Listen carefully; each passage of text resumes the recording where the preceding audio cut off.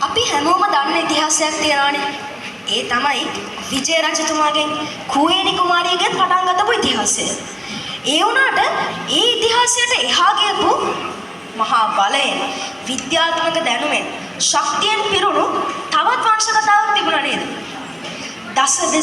දස හිසින් ලොවදිනු, දස දෙසේ කිතුපිරු, දඬු මොනරේ නහස ගයගත් හෙළයේ මහා අධිරාජයා. මෙහෙම කිව්වම අපි හැමෝටම මතක් වෙන කෙනෙක් ඉන්නවා. ඒ වෙන කවුරුවත් නෙමෙයි. අපේ රාවණ අධිරාජයා.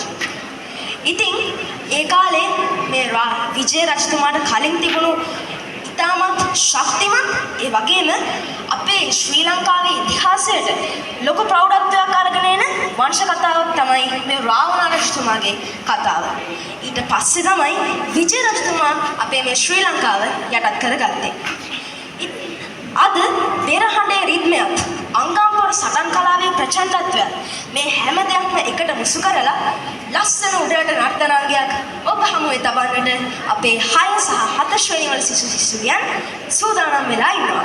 ඉතින් නවනීතා ගුරුතුමිය, හිමේෂ ගුරුතුමිය, නිශිත ගුරුතුමිය වගේම අමන්ද ගුරුතුමිය කියන අපේ ගුරු මෑණිවරුන්ගේ මඟ පෙන්වීමෙන් මේ නර්තනය සභාවේ ඉදිරිපත් කරන්න ඔබ සමගින් අවසරයි.